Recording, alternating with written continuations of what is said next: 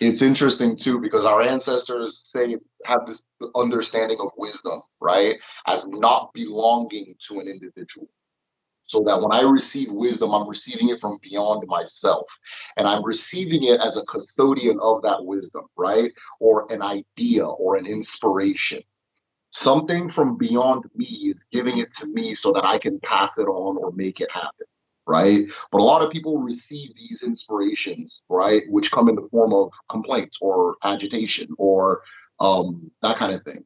And then they say, okay, but let me wait for somebody better than me to do this thing, right? That kind of thing. I'm 34 now. I waited 34 years for somebody to start Kedu. They didn't do it. So I did it. I'm very happy that I did. I'm very happy that I did, right? Because even if I don't have the money to build a school or even the expertise in, or not like in speaking the language, right? Or like I speak with a very strong Igbo accent, right? So even if I have all of these things, I have what it takes to assemble a team, right? Of teachers and folklorists and people who are really into this already and say, hey, this vision was given to me and you are a part of it and let's make this thing happen.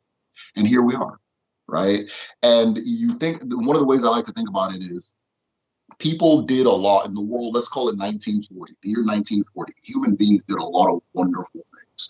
This computer behind me is 20 times the technology any of them had ever seen in their life, 20 times the connection, 20 times the access, right? If you want to look at it as a thing of wealth, that it's a thing of wealth that none of those people had, but they built railroads and planes and sailed around the world and did all these wonderful things, right?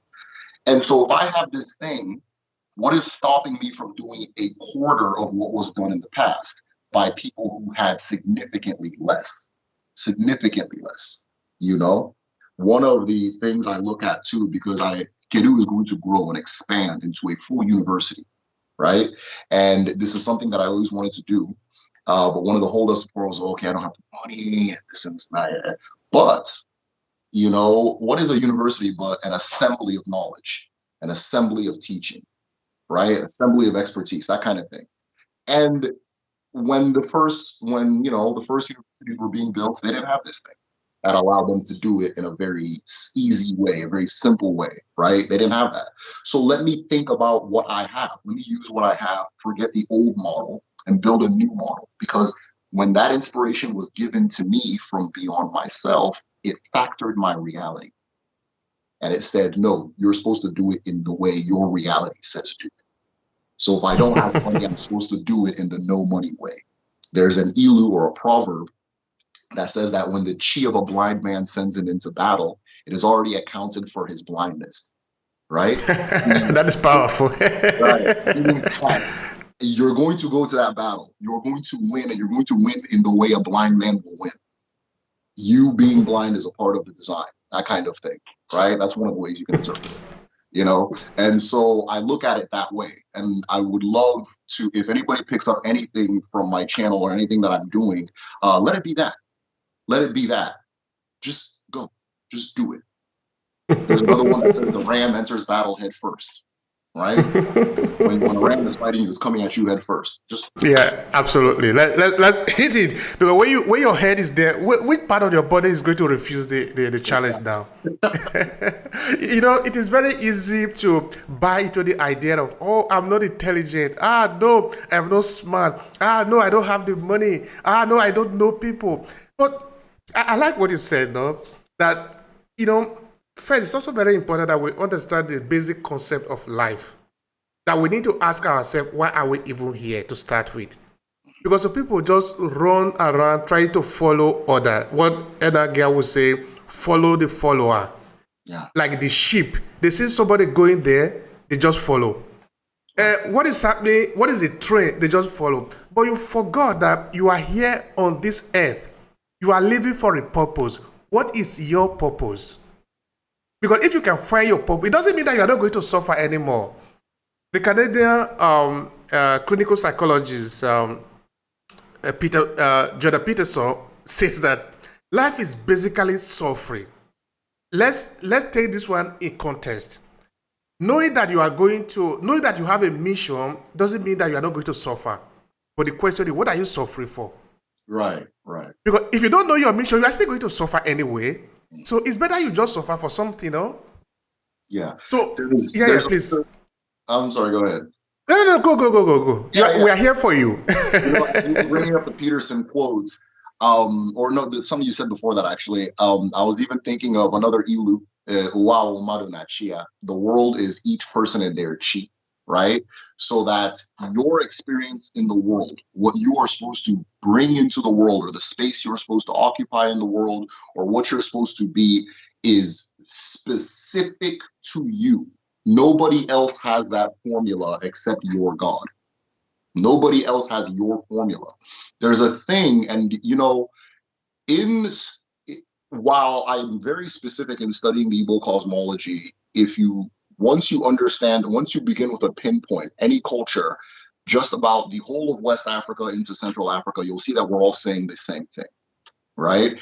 And one of the things that we say that kind of differs from the Abrahamic account is the fact that an individual is born perfect, right?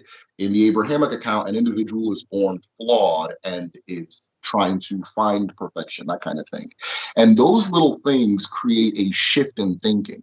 A shift in thinking. Now, what do I mean by each person is born perfect? If you were born with one leg, you were supposed to have one leg, right? It's not a deformity. You were supposed to have one leg. That is how your chi said, go into the world and do XYZ with that, your one leg, right? The if you were born with one eye, if you were born short or tall, all of these things are exist for a reason, right? That type of thing. Well, the Abrahamic account, one of the things it does to a society is it creates a situation where an individual may feel inadequate without crutches from XYZ or elsewhere. Okay, I'm not good enough until I do this, and that, and take this course and do this, and then maybe then I might be good enough, right? That kind of thing, right? Whereas there's I research constantly, and I have a research library. Like for example, like my followers or the people that follow me on my YouTube channel can join my Patreon, and on my Patreon, I make my entire research library available. I make my entire research library available to them so they can read the things that I'm reading. If I say something that sounds like nonsense or BS, they can go and check and see if I'm telling the truth, right? And so one of the documents in there, it was a phenomenal document. And there was a woman who was a midwife. And somebody had asked her, the researcher had asked her, how did you learn to be a midwife? And what she said was, when I was a child, anytime midwifery was happening, I would come and watch. And from there, people said I was a midwife and included me in the process. And that goes back to that thing I was saying before about people, all our ancestors already seeing the way you are as the way you're supposed to be, right? This person, when I'm doing this thing, this person comes here. Okay, this person's already that thing. There's another thing in my culture where it's called the Inze title. You take a title, and in taking that title, you become a living ancestor. You become a living ancestor. And so I was speaking to the head of our Inze society, very old man, half in his 90s, but still very alert and sharp. And I was speaking to him, and I asked him, oh, is there like a training? Because there's a lot of rules that go with it, right? I was like, is there like do they train you or teach you, that kind of thing? He says, once you say you're an Inze, you're an Inze. That's the training, right? If you say it's inside of you, you declare it, it comes out, right? So all of these things speak back to that original thing I was speaking about, that you're already born the way you're supposed to be. If you have this vision of building airplanes, but you were born poor, you will build airplanes. Just trust that vision, right? Trust that if if it's true inside of you. If it's not like I want to build airplanes so I can then reach this point, that kind of thing. If it's true inside of you, go for it. It's going to happen, right? That kind of thing. And that's the way our ancestors saw many of the things in our culture. And you'll see this from all that. I mean, I can go further, but these are the ones I know for sure. All the way from what we call Gambia to all the way we call Congo, we all say similar things like this. We all have this idea that the way you are born is the way you are supposed to be. And if you want to know your purpose, you have to know your truth because it's already there. It's already written on you.